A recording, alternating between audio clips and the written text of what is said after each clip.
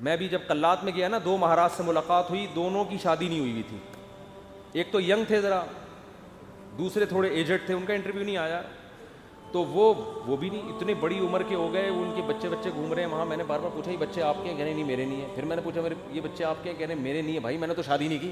ایک دم میرے شوق ہوا. میں نے کہا بھائی مہاراج کیا کر رہے ہو؟ قال النبی صلی اللہ علیہ وسلم تزوجوا ولا تکونوا کرہبان النصارى، نکاح کرو عیسائیوں کے پادریوں کی طرح نہ بنو. کیا کرتے ہیں؟ واتقوا اللہ الذی تساءلون به الارحام. دولہا دلہن کو سمجھایا جا رہا تھا انسان کے بچے بن جاؤ. یہ خطبہ ایسا ہے، آپ نیٹ پہ لکھو اس کا ترجمہ آ جائے گا. پنڈت جی کی الفاظ لکھو تو نیٹ بولے گا پتہ نہیں کیا بول رہا ہے بھائی، تو میری کچھ سمجھ میں نہیں آ رہا. صحیح ہے نا؟ وہ پنڈت جی سے ہی پوچھنے پڑیں گے. میں تو گیا تھا پنڈت جی سے پوچھنے کے لیے بھائی کچھ بتاؤ، لیکن میں نے کہا وہ پھر ناراض نہ ہو جائیں. پنڈت مہاراج تھے وہ، پنڈت جی تھے بھی نہیں. پتہ نہیں مہاراج میں پنڈت جی میں کیا فرق ہوتا ہے. وہ ان کے مفتی اعظم ہوتے ہوں گے شاید پنڈت، اور مہاراج نارمل مولانا ہوتے ہوں گے، تو شاید یہ ہوتا ہو، واللہ عالم. خیر، پھر اللہ نے کیا فرمایا؟ دوسری آیت جو پڑھی جاتی ہے، یا ایھا الذین آمنوا اتقوا اللہ وقولوا قولا سدیدا. ایمان والو اللہ سے ڈرو اور ہمیشہ سیدھی سیدھی بات کیا کرو. کیا کیا کرو؟ یہ نہیں کہ سچی بات. قولوا قولا صادقا نہیں کہا اللہ نے، قولوا قولا سدیدا. سدیدا کا مطلب سیدھی سیدھی، ٹیڑھی میڑھی آڑے ترچھے نہیں چل باتیں نہیں کیا کرو. اس سے فائدہ کیا ہوگا؟ یصلح لکم اعمالکم، تمہارے اعمال کو درست کر دے گا. یہ میاں بیوی کو سمجھایا جا رہا ہوتا ہے کہ ابھی سے نا سیدھی بات کرنا سیکھو. ٹوپیاں گھمانا، شوہر بیوی کو ٹوپیاں، بیگم میاں کو، پوری زندگی کس پہ چلتی ہے؟ ٹوپیوں پہ. سیدھی بات کرتے ہی نہیں. سسرال سے الگ آڑی ترچھی باتیں، سسرال والے داماد سے الگ، بیٹی سے الگ. گھروں میں جو آگ لگتی ہے وہ سیدھی باتیں کرنے سے لگتی ہے، آڑی ترچھی باتیں کرنے سے. جھوٹ پلو گھماتے ہیں باتوں کو، صحیح بات ہی نہیں کرتے. تو اس سے کیا ہوتا ہے؟ اعمال خراب ہونا شروع ہو جاتے ہیں. جب آدمی کو پتہ ہوتا ہے نا مجھ سے کوئی پوچھے گا تو مجھے سچ بولنا پڑے گا، تو وہ کام ہی ایسا نہیں کرتا کہ جواب دہی ممکن نہ ہو اس کے لیے. تو یہ میاں بیوی کو تمیز سے نصیحت کی جاتی ہے.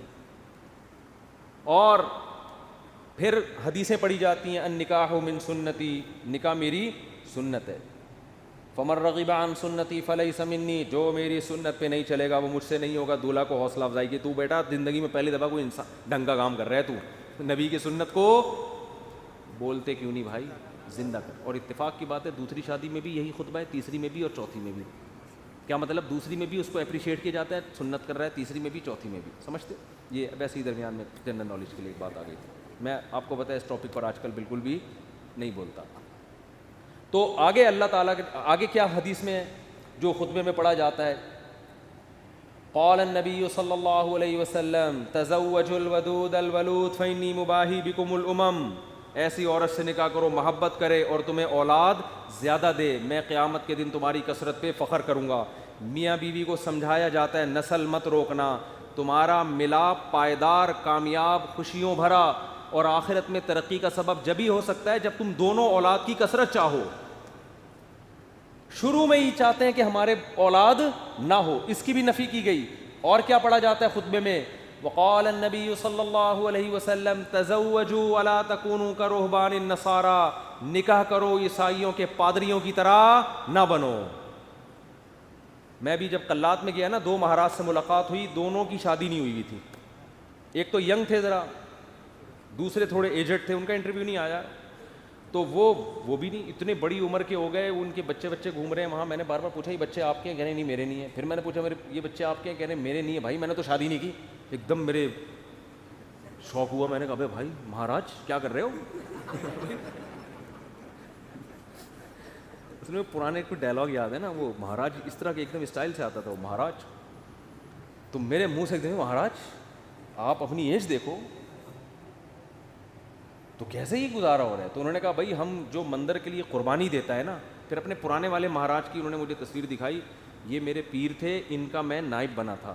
تو جو اپنے آپ کو مندر کی خدمت کے لیے وقف کر دیتا ہے، شادی نہیں کرتا کہ بس مندر کی خدمت ہی کرنی ہے، وہ پھر اس مندر کا مہاراج بنتا ہے. تو ان کا مذہب ہوگا، میں ان پہ طنز نہیں کر رہا، وہ ان کا جو مذہب ان کو سکھاتا ہے. میں نے ان سے کہا لیکن مجھے تو موقع مل گیا. میں نے کہا آپ کا مذہب آپ کو یہ کہتا ہے کہ آپ شادی نہ کریں, ہمارا مذہب ہمیں یہ کہتا ہے کہ مر رغب عن سنتی فلیس منی. نبی نے فرمایا جو نکاح نہ کر کے میری سنت سے اعراض کرے گا اس کا مجھ سے کوئی تعلق نہیں. اور حبب الی النساء والطیب, نبی نے فرمایا دنیا میں دو چیزیں محبوب ہیں, ایک نکاح کی کثرت اور ایک خوشبو. تو ہمارے نبی تو بالکل اس کے اپوزٹ چلے ہیں, بالکل اس کے برعکس. تو یہ نہیں کہ نکاح کرنا ہے, کثرت نکاح کی ترغیب ہے. میں نے کہا ہم تو رہبانیت کے بالکل اگینسٹ چلتے ہیں. تو مجھے اس وقت وہ حدیث سمجھ میں آئی کہ آپ عیسائی بھی یہ کرتے تھے, پادری, نکاح نہیں کرنا. تو ہمارے نبی نے فرمایا تم نے ان کو فالو نہیں کرنا, نا نا, ہم تو کثرت سے. تو مجھے لگ رہا تھا وہاں بیٹھ کر کہ یہ جو مہاراج ہیں وہ مہاراج کے چہرے پر نا افسردگی کے آثار تھے. یہ پہلے والے جو مہاراج جن کا انٹرویو آیا یہ تو پھر بھی ینگ تھے, تھوڑے سے اچھے صحیح. دوسرے والے مہاراج افسردہ, گھٹنوں میں بھی پرابلم, کچھ مسائل بھی تھے بیماریوں کے. تو میں مہاراج سے ریکویسٹ کرنے والا تھا کہ کر لیں شادی, یہ مسائل آپ کے نیچرل لائف کا کوئی آلٹرنیٹ نہیں ہے. مندر کی خدمت شادی کر کے بھی ہو سکتی ہے. اب شادی کی ہوتی, یہ بچے آپ کے ہوتے ہیں, یعنی اسی جیسے ان کو لگا دیتے مندر کی خدمت پہ. اگر آپ کا یہ نظریہ ہے, میں ترغیب نہیں دے رہا ہوں ان کو, کیا خیال ہے؟ جیسے ہمارے بیٹے ہیں تو میری خواہش ہے کہ یار وہ بیٹے عالم بنے, اللہ خواہش کو پورا کرے. مہاراج میں جو باتیں آپ سے کر رہا ہوں آپ تنہائی میں بیٹھ کے ان باتوں پہ غور کریں. اب اللہ کرے اب تک کر رہے ہو غور. چکر میں تو ڈال دیا ہم نے, مہاراج کو ہم نے چکر میں ڈال دیا. مہاراج اب بیٹھ رہا ہوگا یار مسئلہ کیا ہے, بات تو صحیح کی ہے بندے نے, زندگی بھی برباد کر دی. پھر میں نے مہاراج سے بھی کہا, میں نے کہا یہ بھی دیکھ لینا کہ آخرت میں اس شادی نہ کرنے کا کوئی ثواب بھی ملے گا. ایسا نہ ہو کہ نہ یہاں کے رہے نہ وہاں کے رہے. قرآن کہتا ہے الذین ضل سعیہم فی الحیاۃ الدنیا وہم یحسبون انہم یحسنون صنعا. قرآن کے الفاظ ہیں. بھائی ہندو یہ نہ سمجھیں کہ میں تو اسلام کی بات کروں گا نا, آپ کا مذہب اگر یہ کہتا ہے تو ٹھیک ہے بھائی آپ اس کو فالو کریں, آپ کو نہیں سمجھ میں آ رہا تو ہم کیا کہہ سکتے ہیں. لیکن ہمارا جو مذہب ہے وہ ہمیں کیا کہہ رہا ہے, وہ یہ کہہ رہا ہے کہ الذین ضل سعیہم فی الحیاۃ الدنیا. کچھ لوگ دنیا میں ایسے ہیں کہ جن کی کوششیں برباد ہو جائیں گی دنیا میں, حالانکہ وہ یہ سمجھ رہے ہیں کہ وہ بہت اچھا کام کر رہے ہیں. دیکھو ایک آدمی غلط کام کر رہا ہوتا ہے, غلط کو غلط سمجھ کے, اس کو پتہ ہے بھائی چرس پینے کا آخرت میں کوئی ثواب ملے گا, اور چرسی کو امید بھی نہیں ہوتی. وہ کہہ رہا ہو یار مجھے پتہ ہے آخرت میں بربادی ہے لیکن اب مزے اڑا لوں تھوڑی دیر کے. ہیروئنچی کو پتہ ہے آخرت میں بربادی ہے مگر مزے اڑا لو. زانی کو پتہ ہے آخرت میں بربادی ہے مگر مزے اڑا لو.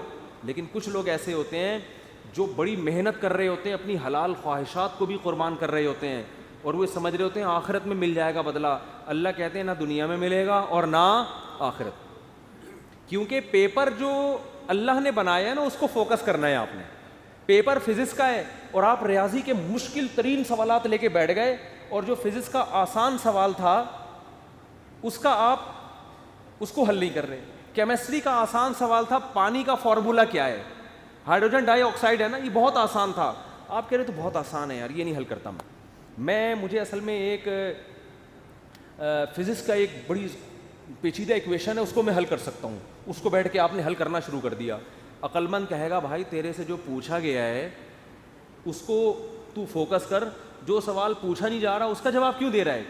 اب آپ جواب میں یہ کہیں یار دیکھو میری اتنی محنت کر کے میں نے فزکس کی اس ایکویشن کو حل کیا ہے, میں یہ سوچ بھی نہیں سکتا کہ ممتحن اور ایگزامینر میری اس محنت کو ضائع کر دے, یقیناً 100 نمبر دے گا.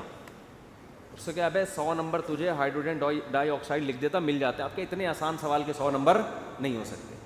یہ دلیل صحیح ہوگی نہیں یاری بات میرا خیال ہے. او بھائی یہ دلیل بالکل غلط ہوگی کہ یہ نہیں دیکھا جاتا کہ سوال مشکل ہے یا آسان. ہم نے دیکھا نا یوٹیوب پہ ایک ہندو کرالنگ کرتا ہوا پتہ نہیں دلی سے یو پی جا رہا ہے یا کہاں جا رہا ہے, لیٹ کے کہہ رہا ہے بھائی یہ پتہ نہیں کون سے بھگوان ہے جس کی روح خوش ہو جائے گی اس سے. تو آپ محنت بہت کر رہے ہیں, اس کا رزلٹ کیا ہے؟ 0.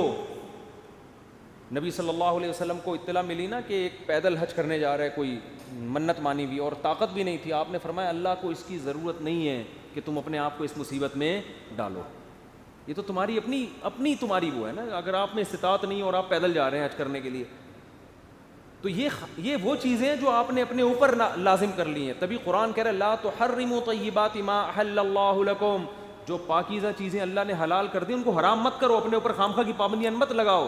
ان پابندیوں سے تم تو ڈپریشن میں جا سکتے ہو, صحت برباد کر سکتے ہو.